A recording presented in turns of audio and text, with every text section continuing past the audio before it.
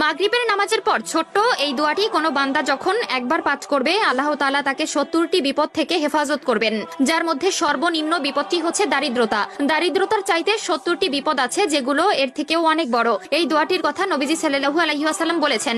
তিনি বলেন, কোনো বান্দা যখন বিপদের মধ্যে পড়বে, মুসনাদে আহমদের বর্ণনা এসেছে, কোনো বান্দা যখন বিপদের মধ্যে পড়বে তখন যদি বিপদে পড়ার পর সে এই দোয়াটি পড়বে, পড়ার সাথে সাথে আল্লাহ তাআলা তার প্রতি ধেয়ে আসা ৭০টি বিপদ থেকে তাকে রক্ষা করবে।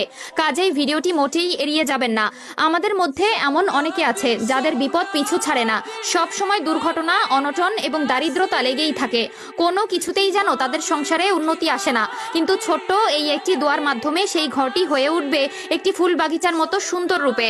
প্রিয় দর্শক, অবশ্যই ভিডিওটি শেয়ার করে দিবেন সকল মুসলিম ভাই বোনদের মধ্যে, যারা এই ছোট্ট আমলটি করে নিজেদের জীবনকে আরো সুন্দরময় করে তুলতে পারবে। হতে পারে আপনার একটি মাত্র শেয়ারে যদি কেউ উক্ত আমলটি শেখে এবং নিজ জীবনে কায়েম করে, তবে শুধু সে নয়, তার উপকার পাবেন আপনিও।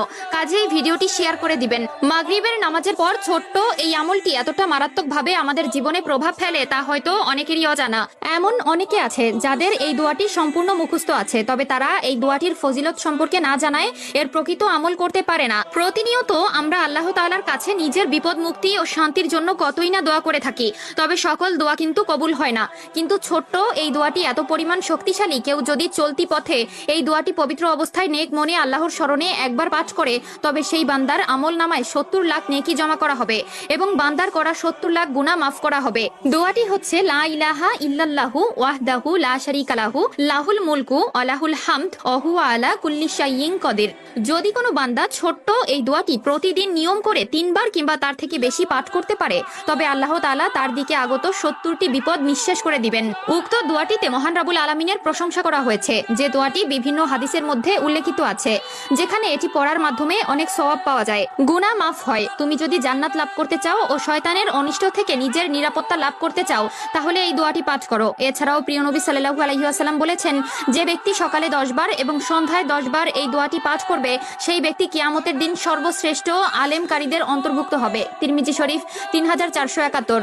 এছাড়াও সহিহ মুসলিমের 2693 নম্বর হাদিসে উল্লেখ করা আছে, যে ব্যক্তি এই দোয়াটি 10 বার পাঠ করবে সে 4 জন দাস মুক্তি করার মতন সওয়াব পাবে।